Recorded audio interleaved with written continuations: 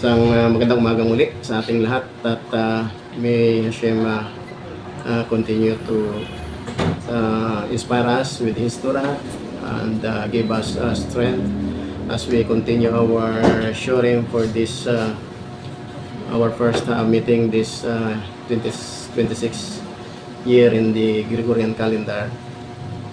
And before we proceed, nakalipas yung World Affair last December, yung mga celebrations ng buong mundo, so to speak.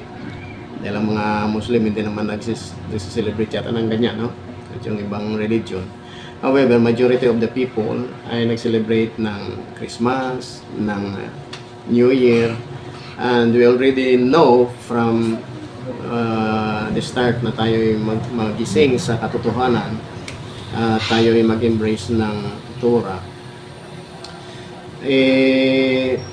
Nakita natin na uh,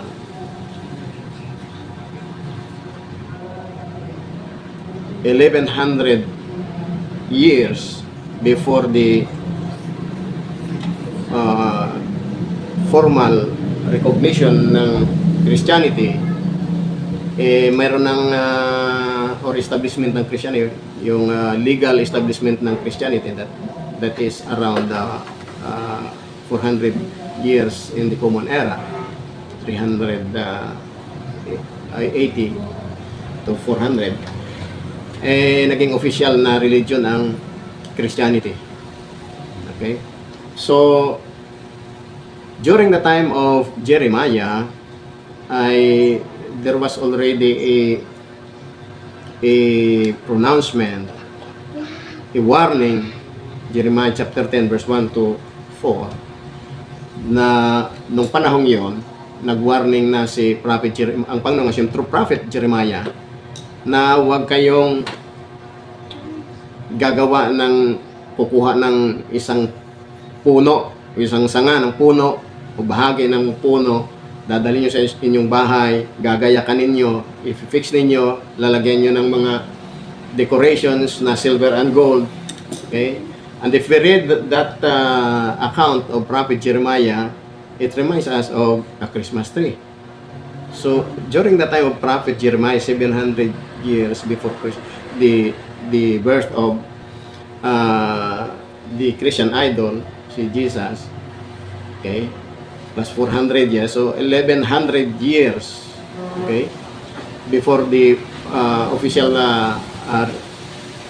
establishment of Christianity, there was already a warning from prophet Jeremiah not to do those abominable things. Okay, so the prophets, the Torah of Moshe, and the Ketuvim, the writings of in the Tanakh, walang nakalagay na mag-prepare ng Christmas tree.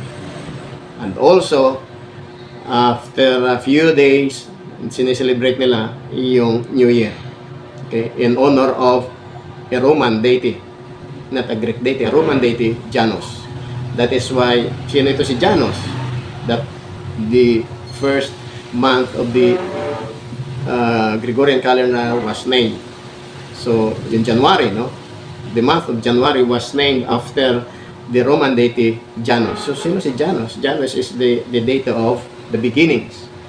Okay? So, ibig sabihin sa deity. So, it is a paganism, no? It is paganism, yung pag-celebrate ng New Year ng Christianity, and it was not stated.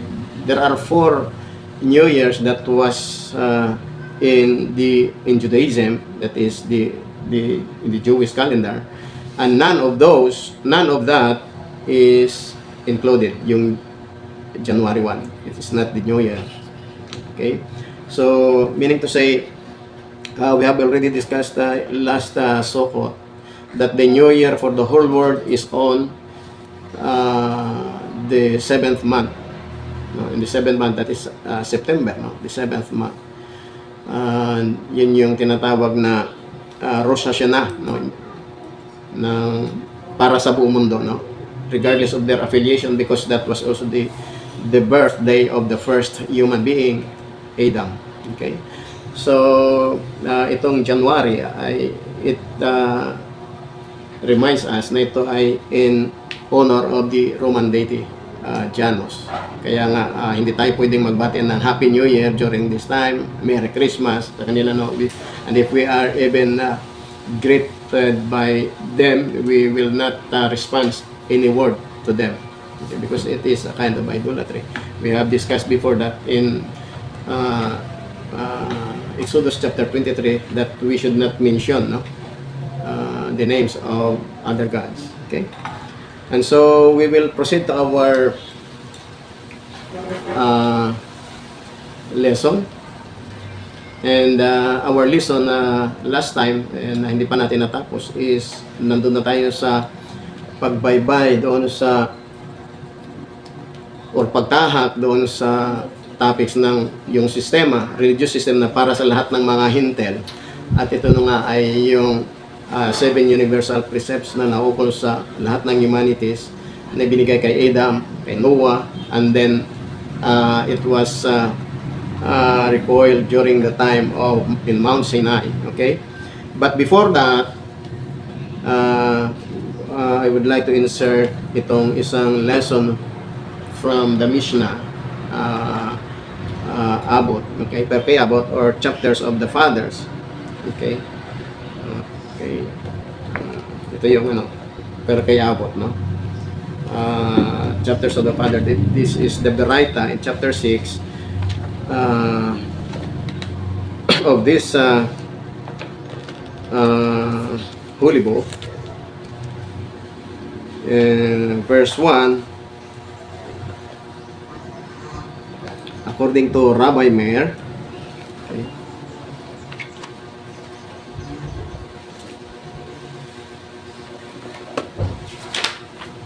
according to Rabbi Meir, Rabbi Meir said, anyone who engages in Torah for heaven's sake,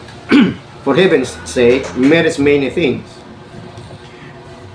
Not only that, but the entire world is only worthwhile because of him. He is called a companion, beloved, lover of God, lover of mankind, makes God glad, makes mankind joyous. It dresses him in humility and awe. It prepares him to be a righteous person, pious, honest, and trustworthy. It distances him from sinning and brings him close to merit. Others benefit from his counsel and sound wisdom, with understanding and courage, as it says in Proverbs chapter 8 verse 14, I have counsel and a sound wisdom, I am understanding and I have might.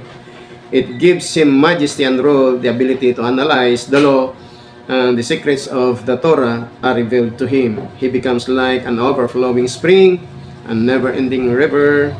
He shall be modest and preserving, forgiving in souls, exalted above all creation. That was Rabbi Meir. So, sino si Rabbi Meir? No? Nagsabi niya, no? Si Rabbi Meir ay isa sa the most intelligent student of Rabbi Akiva. Okay? Yan si Rabbi Meir. Kaya nga ang kanyang pangalan ay ang root word yan is or, light, no? And he was a very intelligent teacher, no? A student of Rabbi Akiva. And he witnessed how Rabbi Akiva was murdered by the Romans, no? By means of combing his flesh with an iron comb, no? Ganun pinatay si Rabbi Akiva ng Romans, ng Roman Empire, no? Sinuklay yung kanyang katawan, no, ng isang suklay na bakal, no, hanggang siya ay mamatay. That was the horrible death of Rabbi Akiva. Rabbi Akiva was son of a convert person, Gentile to Judaism, and he learned the Torah at the age of 40. Kasi si Rabbi Akiva, hindi siya naniniwala doon sa mga turo ng mga sages, no? And one day, Hashem made him known through an experience when he saw that a certain drop of water on the stone, nakita niya kung paano nabutas yung stone. Okay? At sabi niya, if this hard stone can be penetrated by a liquid or rain or water, how much more our heart, which is not made of stone, can be penetrated by the word of Hashem. And so thereby, he started to study the Torah. Okay? And he married the daughter of a sage na kanyang amo sa kanyang pag-alaga. Okay? And he was into the yeshiva, and after that he produced 24,000 students because of his learning. Pinaaral siya ng kanyang asawa. Okay? Ginastusan siya ng kanyang asawa to study the Torah. And when he left the yeshiva, he produces 24,000 students, Torah students. Okay? And majority of his students also was murdered by the Romans. Okay? So that was the story of how Torah is important to a Jew. Okay? So according to Rabbi Meir, ang Torah, if we learn or we study the Torah, we can inherit many things, and not only that, but as if the whole world was made because of him who studied the Torah. So that was how Torah is important, how studying the Torah is important. Okay? And to us, Gentiles, the Torah that pertains to us are the 7 universal precepts. But those 7 universal precepts, there are subcategories that what must be addressed. Kaya nga mayroong negative aspect at positive aspects ng Torah, at tayo yung nag-start na doon. But it reminds me that this introduction is very important. How the Torah would be acquired, no? Paano ma-acquire ang Torah? Sang-ayon dito sa teacher ni Rabbi Meir, si Rabbi Akiva, okay? Doon sa 6 verse 6, no? 6 chapter 6, and then miss na 6 na or yung Beraita, no? Dito chapter 6 sa verse 6 ay sabi ni Rabbi Akiva, the Torah can be acquired in 48 ways. And this is the highest because the kingship, yung kingship ay ma-acquire through 30 ways, and priesthood can be acquired or can be acquired, in 24 ways. However, the Torah is greater. It can be acquired through 48 ways. So 48 ways. At ito yung sinabi ni Rabbi Akiva, no? Sa verse 6. Okay? Sabi niya, the Torah is greater than the priesthood and the kingship. For kingship is acquired in 30 ways, the priesthood in 24 ways, but the Torah in 48 ways, which are, okay? Ano ang mga ito? Okay? What are those? Okay? What are these 48 ways? Number 1 is by paying close attention and listening carefully to one's teacher or rabbi, and by learning from everyone. Matuto sa bawat isa. And so, the oral tradition has been put down in writing. It still cannot be passed on properly without being taught by the written word. Okay? So, by listening or by paying close attention to the teacher, that is how one should study the Torah. Because number 1 there is to study. And one that should be studied principally is the Torah. Okay? So, hindi natin sinasabi na masamang mag-aral ng siyensya, history, logic, physics, metaphysics, and other things under academics. However, the Torah should be the first preference to be studied. Alright. Number 2, ay by repeating many times the lesson to himself verbally until he grasps the learning. Kinakailangang ulitin ng maraming beses yung pag-aaral. That is why, kahit dun sa Torah, ay laging nauulit yung sinasabi doon. O yung mga nakatala doon. Nakasulat na doon sa isang aklat, nasulat na naman sa isang aklat. Because repetition is one of the process to acquire knowledge of the Torah. Number 3, deep contemplation. Kinakailangan may malalim na pagninilay. Hindi superficial. Hindi mababaw, kundi mayroon tayong malalim na contemplation with regards to our subject matter, the Torah. Okay? Number 4 ay by developing awe of heaven and of his teacher or his rabbi. Okay? Kinakailangan magkaroon ng reverence or fear sa langit. Fear of heaven is a euphemism for fear of God or fear of the Creator. Okay? And if we fear the Creator, we must also have an awe to the one He entrusted to be a teacher, a Jewish teacher. Number 5 ay by having fear of heaven, no? Or yung matakot, no? Kasi the student must become aware of the sacred nature of and divine source of the subject, no? Kinakailangan na tayo mga nag-aaral ng Torah, malaman natin na ang ating pinag-aaralan ay sagrado, divine. Yung nature ng ating subject matter was a divine subject matter.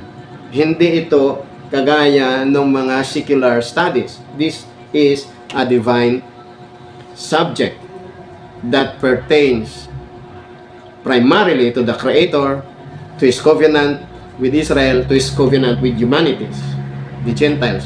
And therefore, this covenant is a divine covenant, a divine precepts. So he must not come to violate the dignity of the sacred subject and its bearers. No? Hindi natin pwedeng salungatin ang dignidad nito, no? Ang kahalagahan at kasagraduhan ng ating pinag-uusapan. Number 5 pa lang yan, no? So, ang Torah, hindi ganun kadali. Narinig na natin, alam na natin. Hindi ganun kadali. It should be acquired 48 ways. Okay? At ito yung mga rabbi nagbigay na po ng mga kaparaanan, and this is a lesson that we must learn, no? Number 6, by being humble, no? By being humble, modesty is the loftiest virtues which faithfully guards and protects against any misstep or error in the path of wisdom and practical observance. So, yung modesty or yung humility is very vital doon sa nag-aaral ng Torah. Okay, it's very vital na sabi ng ating mga rabbi, this is the loftiest virtues. Ito yung pinakamataas na virtue. Ibig sabihin yung karakter mo na magagawa na tayo magkaroon ng kapagkumbabaan, no? Kapagkumbabaan. Okay? Okay. Naalala ko yung turo nung isang gabi ni Rabbi Disrake na dahil sa kanyang mga tinuturo ay maraming nagagalit sa kanya na siya ay tawag ito masama ang tingin sa kanya sa pagtuturo niya ng Torah. And one day when he was on the airport with many sikat na rabbi ito, no? Sikat na rabbi worldwide sa US at sa Jerusalem, sa Europe. And one day when he was on the airport, ay sasakay siya sa airport, yung nagagalit sa kanya na doon, bigla siyang sinampal. Mayroon siyang mga kasamahan na yung mga estudyante niya, pamilya niya na doon, sinampal siya. No? Pagkasampal sa kanya, hindi siya kumibo. Hindi rin siya nagsalita. And then nagulat yung nagsampala, bakit hindi siya nag-react, hindi siya nag-ano. Okay. And then, to make the long story short, nagising yung sumampal sa kanya. So, nagis ba natin yung yung sabi dito, the loftiest virtue for a Torah students is yung humility. So, hindi siya gumante. Okay? So, nagkaroon ng ano yung Gentile na yon, no? Nagkaroon na nagising siya, no? Dahil doon sa kanyang ginawa. Okay? All right. Number 7, way to acquire Torah ay by being joyous, no? And having purity of heart and intention. Kailangan maging magalakin tayo, no? Nagagalak tayo, and then mayroon tayong purity and intention in our heart. When we proceed to the study hall, kinakailangan alam natin na hindi tayo napunta dito for any other reason but for a pure heart to learn and to serve Hashem. Okay? To be joyful. Dahil napakahirap, okay, yung uneg, no? Ay mayroon sa Torah na hindi tagal ang divine presence ng Hashem. The Shekinah cannot stay longer with the Israel dahil hindi sila gumagawa o tumutupad sa katusan ng may kagalakan. That is why to be joyful in our service to Hashem, no matter what, ano man ang ating experience in our life, we have to become joyful in our study. No? Hindi tayo napunta dito para matulog o maidlip. No? Bagamat totoo yun, pag ikaw ay nakaupo inactive, naiidlip ka talaga. So what we do? We have to be attentive in our studies. Naintindihan natin scientifically na when we are inactive, yung ating blood sa ulo ay nadidrain. That is why nagiging sleepy tayo during studies. Buti ako hindi ako makatulog, hindi ako makaidlip kasi active ako eh. Nagsasalita ako ng salita. So hindi naman po pwede na parehas tayong nagsasalita. So what an audience can do? Magalaw-galaw, no? Ganon. Babasa-basa kung mayroong babasahin. That's it, no? I have learned it from many rabbi. I have learned it. Okay? So, number 7 is by being joyful and having purity of heart and intention. Okay?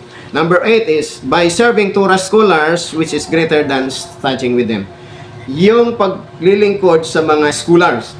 Tayo, hindi naman tayo scholars eh. Wala tayo sa tuldok pa ng kanilang manalaman. Wala, malayo tayo. Hindi tayo pwedeng maging scholar. Okay. Kinakailangan mas mahalaga pa daw, no? Mas mahalaga pa daw yung naglilingkod ka sa isang scholar kisa ikaw mismo ay nag-aaral doon sa kanyang harapan. Or studying with them. But to serve him is greater than that. Okay? Because what you do to the scholar, you are doing it to the Creator. Okay? Number 9 is by adhering to those committed to the Torah. Kinakailangan mo daw na doon ka sumama, doon ka lumapit, doon ka makipag-fellowship, doon ka makipag-acquaintance doon sa mga committed sa Torah. Hindi yung mga half-committed, non-committed. Dahil mahahawa tayo doon. Acquire. Hindi natin ma-acquire ang Torah if ang ating laging kasama yung mga wicked person. We cannot acquire Torah. Dahil ang mag-influence sa atin kung ano yung lagi nating kasama. Kung ano yung laging nating nakikita at napakikinggan. Kagaya sa ngayon, wala naman tayong ibang acquaintance kundi yung ating cellphone, internet. So kung ano yung ating tinitingnan doon, yun ang ma-acquire ng ating psyche and ng ating thought of the heart. Yun ang ma-acquire natin. That is why naglalabas yun dahil sa ating mga post. Kaya makikita mo kung sino yung nag-add friend sa'yo. Tingnan mo muna yung kanyang wall. Ano bang laman ng kanyang mga wall? Kaya ako, bago ko magpindot, mag-accept, tinitingnan, wicked ito. Bakit ko accept ito? Kaya ang tagal-tagal yung aking daming nakapinding na mga request, friend request, hindi ko na-accept. Siyempre, kung ano yung na-acquire doon, ipopost mo, siyempre isi-share mo. Kaya yung wall mo puno din ng wickedness. Yeah? So that's it. Para tayong computer, what has been encoded will become the output of output data, no? So, number ay kinakailangan doon lang tayo makipag-acquaintance sa mga committed sa Torah. Dahil isolation is incompatible with Jewish knowledge. Sa kanila, hindi pwedeng nag-aaral lang ng mag-isa. Kinakailangan lagi kang may companion sa pag-aaral ng Torah. At mas maigi kung ang ating kasama sa pag-aaral ng Torah, yung may ahead ng learning kisa sa atin. Okay? And it is only by association with living sages, close communication or communion with associates and teaching disciples that knowledge of Torah can be nurtured and promoted. Okay, number 10. By engaging in profound discourse with other students. Sa pagkakaroon daw ng isang malalim na pag-uusap o pag-sharing, pagbibigayan ng insights ng ibang mga estudyante, no? And it should be done in a calm and prudent learning because that is one of the ways that we can acquire the Torah. Number 11, no? By establishing set time for learning Torah and Mishnah. This is with regards to the Jewish disciples. Okay? Magkaroon tayo ng separate time, no? Ito ay hindi natin madi-discuss ngayon dahil mas malawak ang subject din ito na ilang taon mong tatapusin. Okay? Yung Mishnah and Torah, no? Tayo, wala tayong kaalam-alam doon. Okay? Kaya wala tayong hindi tayo na-practice doon, hindi tayo na-acquaint doon, no? Unlike yung isang anak ni Rabbi na 5 years old. Nagulat siya, bakit daw ay yung kanyang wala siya, yung audience niya imbes na marami ay kukunti. Abay, nang natapos ang lecture ay yung anak niya na 5 years old nandun sa labas at nagli-lecture doon sa napakaraming tao. Isang oras na parang nagsasalita. 5 years old. 5 years old.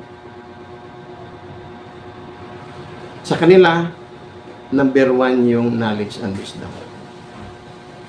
Sa atin mga Pilipino, hindi ko alam. Pagkain. Ang number 1 natin, pagkain siguro. Yung mag-aral at magtrabaho, yun ang purpose ng life sa atin. Ay kung ganun lang ang purpose ng life ay wala tayong pinagkaiba dun sa ibang mga tao. Kung ang purpose lang ng life ay kumain, mag-asawa, magkaanak, magkapamilya, wala tayong pinagkaiba doon sa mga unggoy. Kasi mga unggoy, kumakain, nagkakaanak din. Masaya pa sila, tayo, malungkot ba na? Pag nagkapamilya, malungkot na. Di ba? Wala tayong pinagkaiba. So what's really the purpose of life? That was the very question that cannot be answered by an ignorant person. Ignorant of the Torah. Because the true purpose of life ay we are placed here by Hashem to serve Him, to fear Him, and to observe His commandments. Yan ang sabi ni Hari Solomon, Ecclesiastes chapter 12, verse 13 to 14. Alright? So, number 13, okay? Or number 12, no?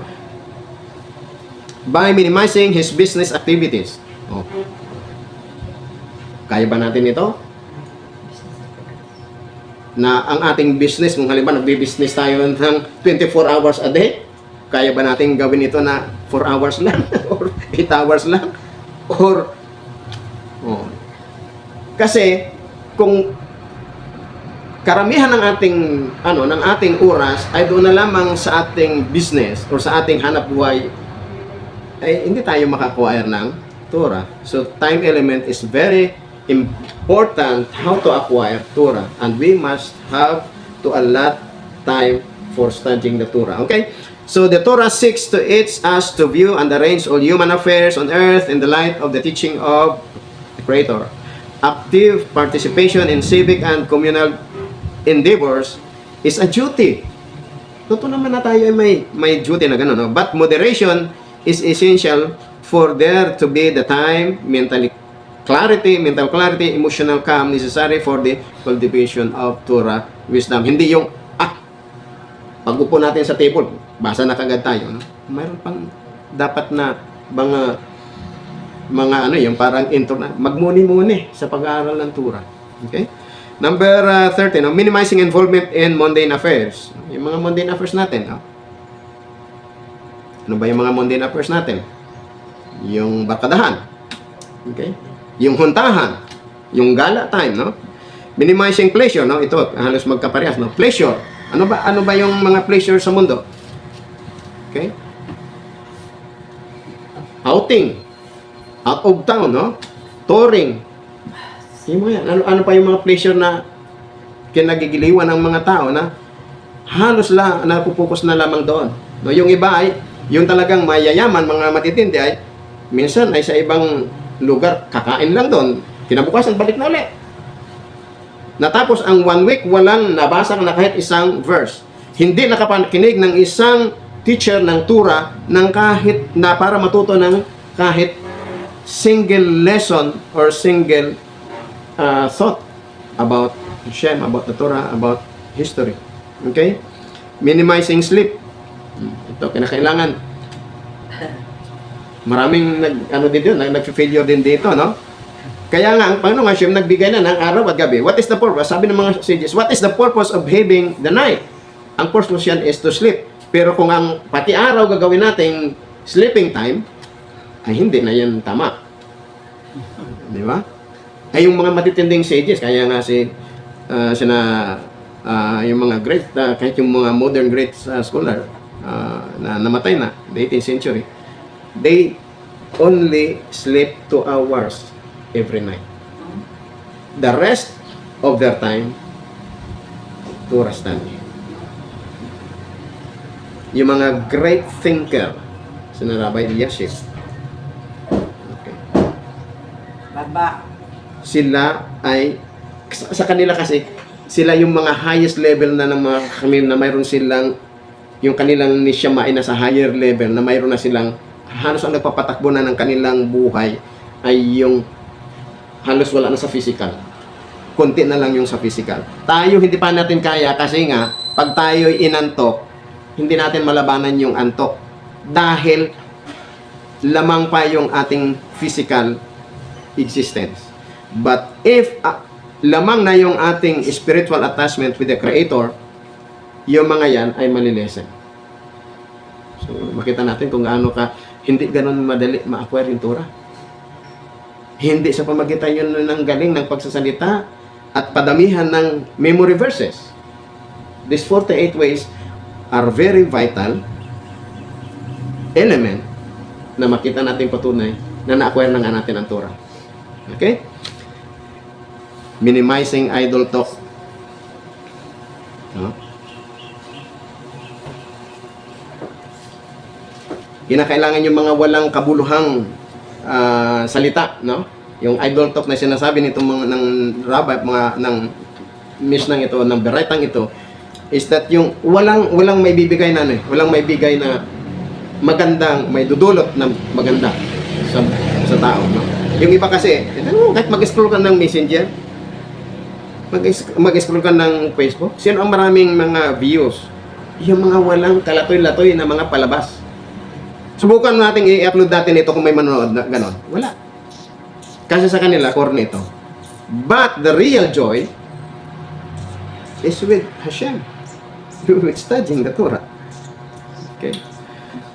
So, minimizing humor. Ano ba yung humor? Yung mga, puro na lang, wala kang makitang kasinsiruhan sa mga salita. Araw-araw na lang, minuto na lang, puno na lang jokes.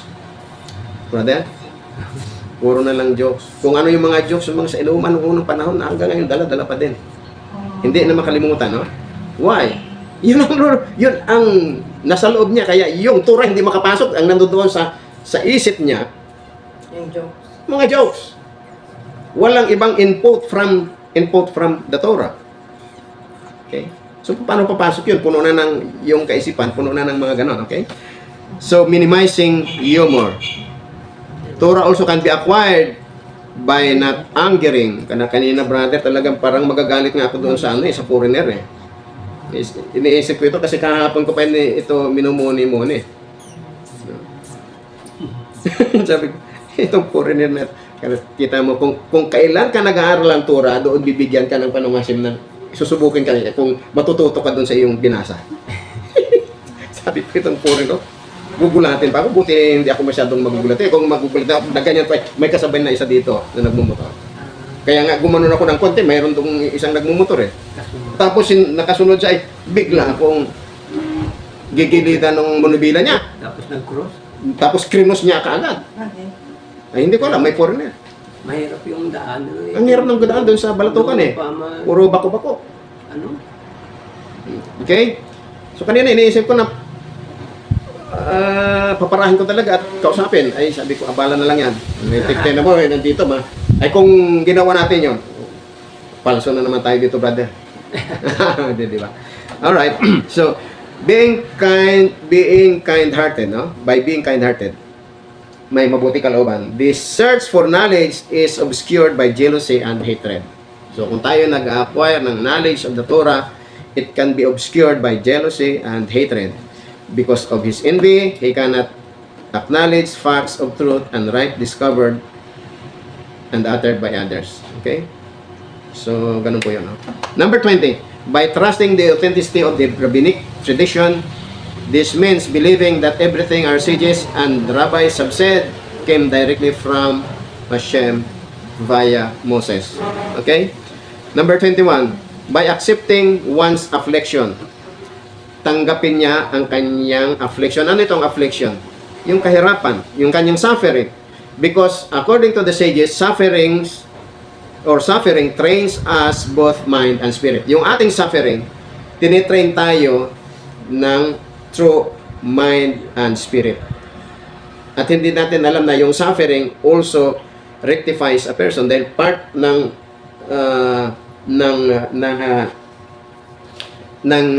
giula or ng salvation is yung suffering. Hindi lang teshuba. Yung teshuba, mayroon kasing transgression na you need to suffer in order for you to be in order for us to be forgiven.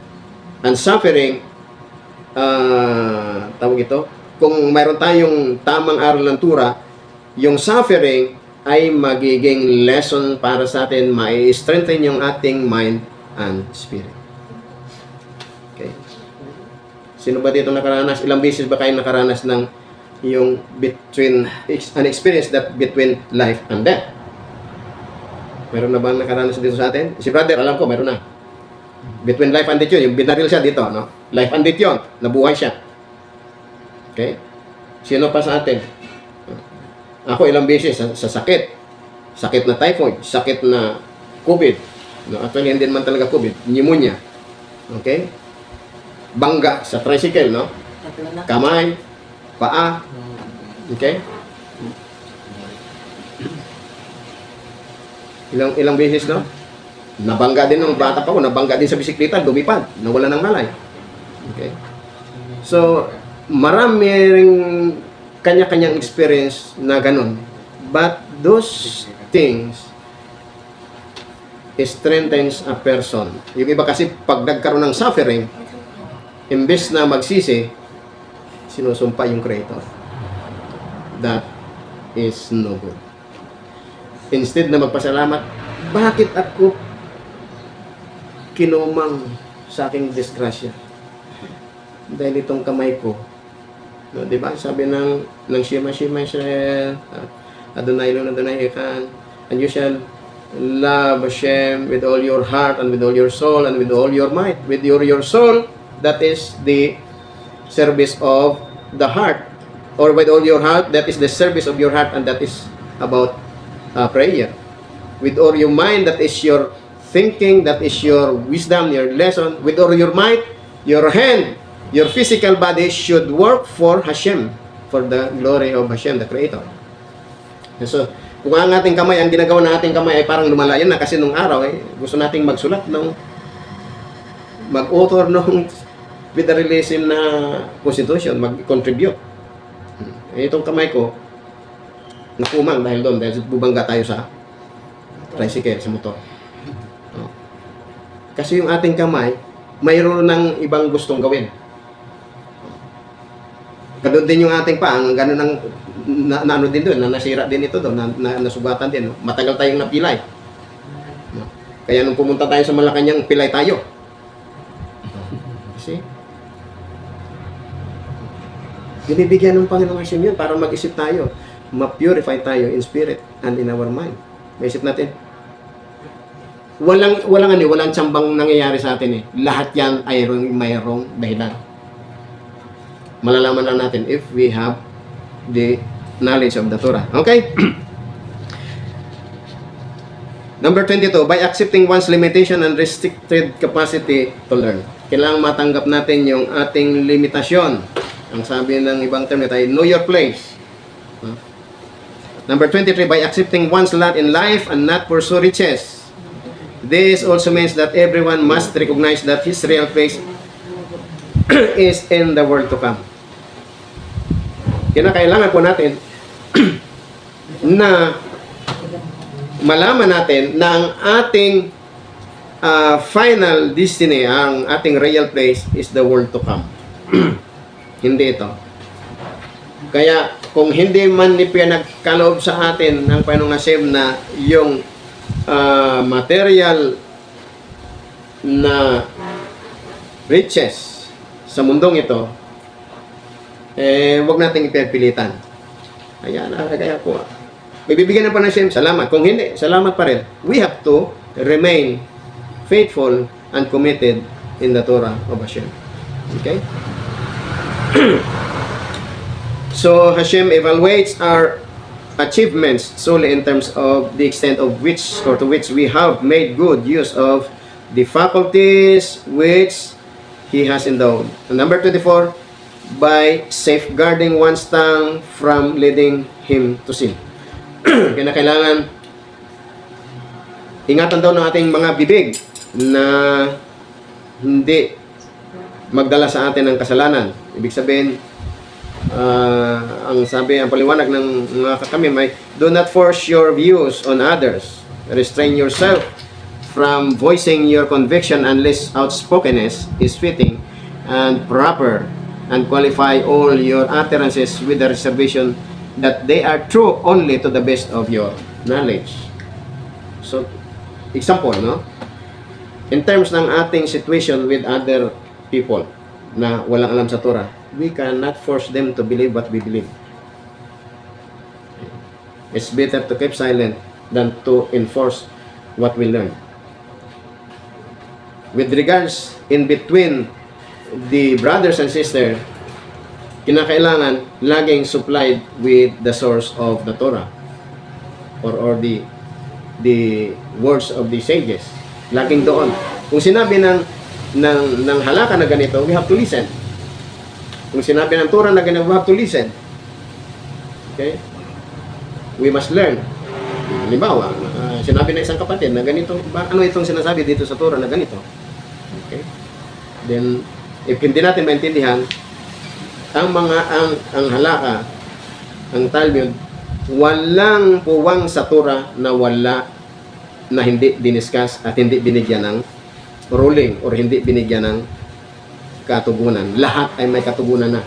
Hanapin na lang natin kung saan yun at kung sinong rabay ang makapagtuturo sa atin. Okay? Kaya ako, kahit sa akin, marami akong katanungan. No? Nung isang gabi, nagsulat ako sa isang rabay. Ano ang ibig sabihin nitong mga contradictions na ito? No? Inatay ko yung sagot niya.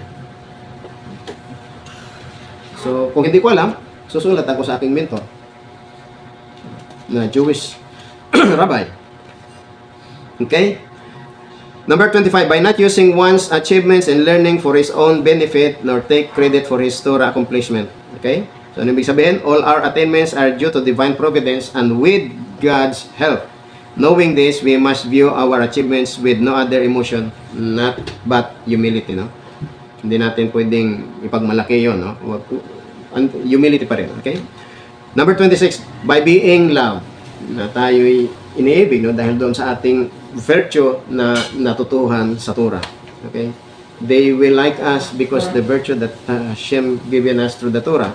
And that next 27 is that by loving God, by loving Hashem, the Creator. Kanina nasambit na natin na yung services ng mind, ng soul, ng strength. Kinakailangan, how to love God? That is by loving Him with all our mind, with our soul, and with our strength.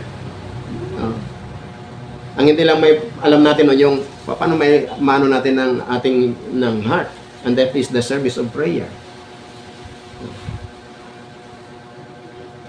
Ilang beses ba tayo mag-pray, mga brothers?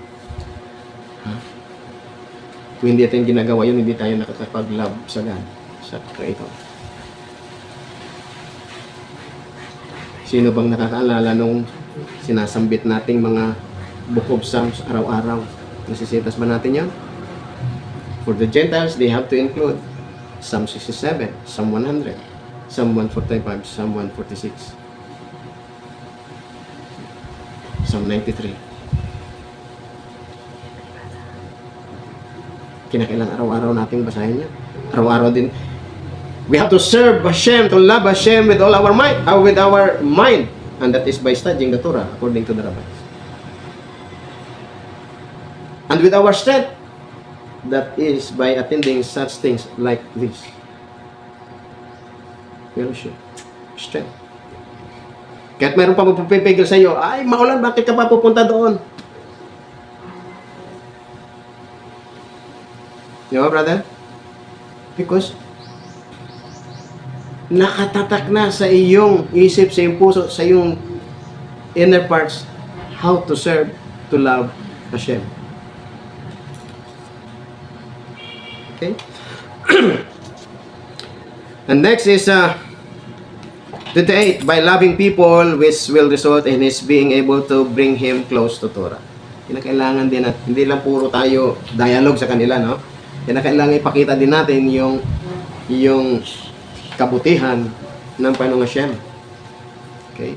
Kung mayroong mga nangangailangan, mag-share tayo ng nauukol sa ating kakayahan. Okay? Number 29, by doing righteousness. Ano ba itong righteousness? Who can remember what is righteousness? By doing righteousness. By doing righteous work. Literally, by doing what is right. That's right. Kinakailangan alam natin kung ano yung mali at kung ano ang tama. Anong kaibahan ng mali sa tama. And then, the deepest thing of this translation, behind the word righteousness is the Hebrew word tzedakah. Ano ba yung tzedakah? Tzedakah or tzadik, no? Tzadik sa Hebrew ay righteous. Tzedakah is charity. Offering. Charity. Tithes. Not tithes, not necessarily tithes. Tzedakah is charity, yung binigay mo. No? Pinagkaloob mo. Halimbawa, may nangailangan na mihingi. Bigyan natin. Nakikita natin parang nangangailangan ito ng hirap-hirap ng buhatin yung binubuhat niya. Tulungan natin. Parang nahirapan ka, brother, na pasanin. O, ito, atang ko sa iyo. It's a kind of charity. Hindi lang ang charity ay laging pera. It can be another form of help. But basically, tzedakah is a financial help. Walang pambili ng bigas. Mayroon tayong dagdag mo ito, may pang 1 kilo ito, 50 pesos. Doon sa talagang nangailangan ng tzedakah. Okay? Because that by doing that, one of the ways how to acquire Torah, because that is the product of our learning. Hindi magagawa ng isang tao yung magkaloob ng tzedakah kung wala siyang Torah. Okay? Lalo na yung mga magnanakaw, wala sa kaisipan ng ganon. Kasi yung mga magnanakaw, ang isip niyan laging pakabig, walang palabas. Oh. Ganon din yung mga ganit ng mga negosyante, walang iniisip yan na palabas, kundi puro pakabig. Okay? Okay?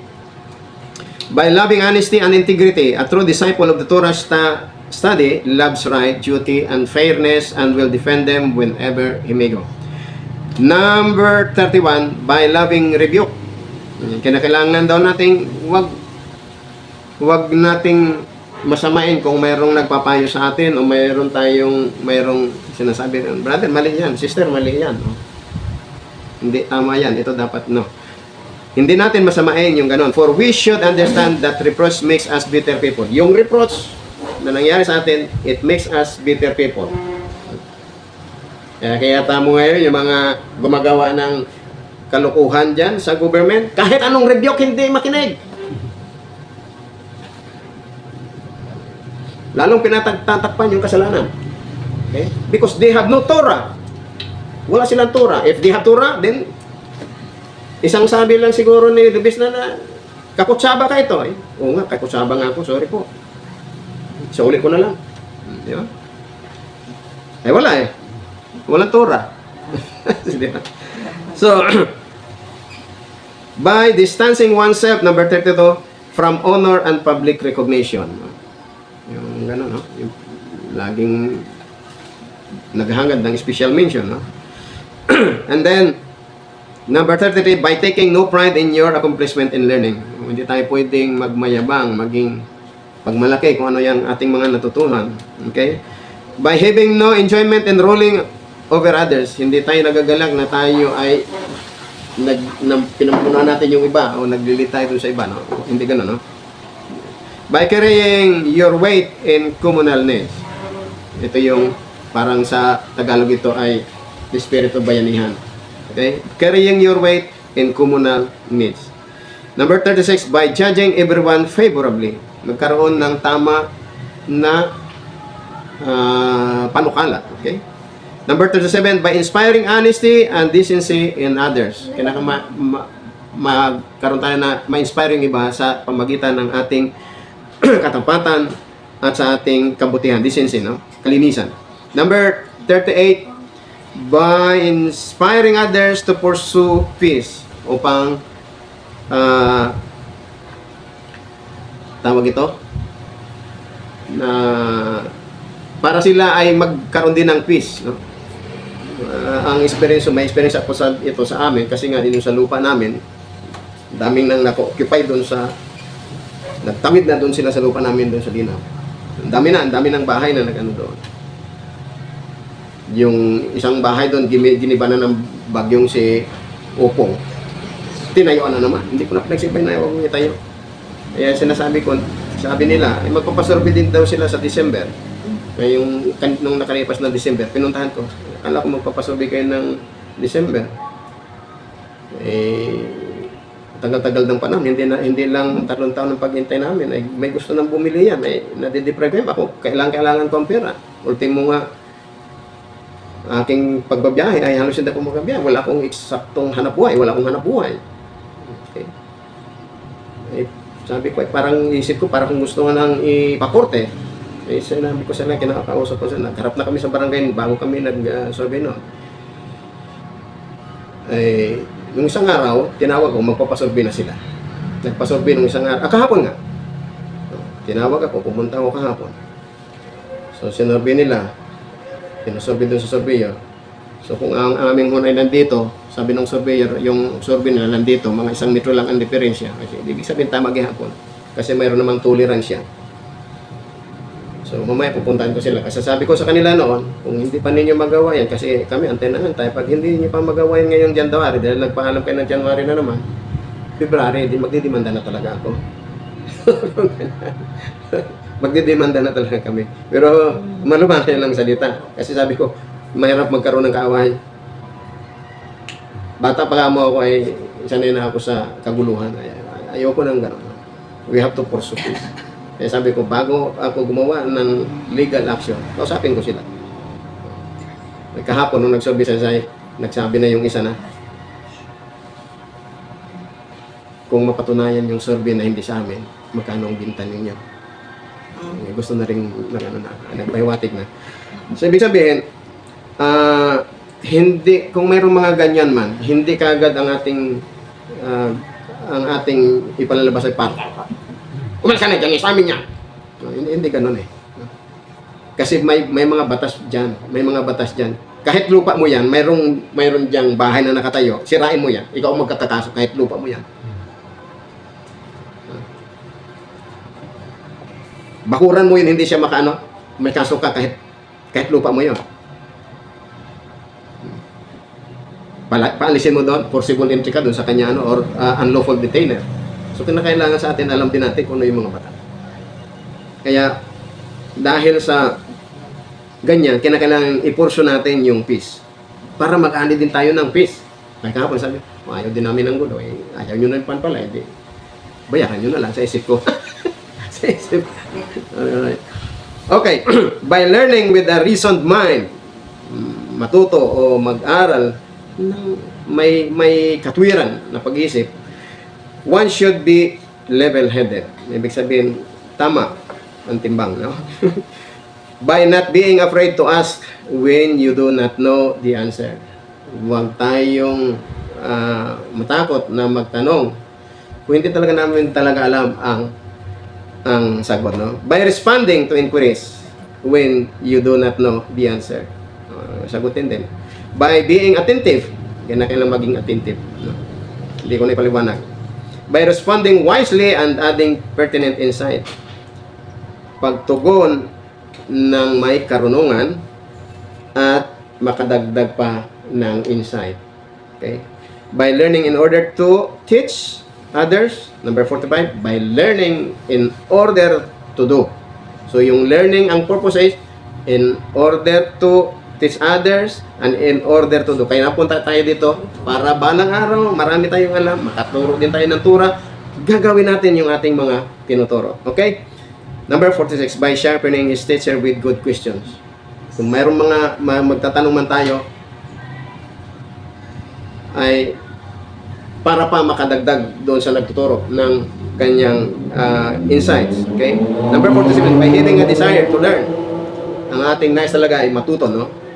48, by quoting his source, otherwise it is like plagiarism. It is the quality which brings redemption to the world. Sa ating pagtugon, kinakailangan nating i-quote yung ating sinabi na ito'y sinabi. Kagaya ng ating sinasabi dito, sinabi ito sa Beraita ng Mishnah. Okay? Kagaya si Queen Esther nung sa panahon yun, kung alam niyo yung kwento, si Queen Esther ay nagsalita dahil alam ni Mordecai kung anong nangyayari sa labas. Si Queen Esther hindi niya alam.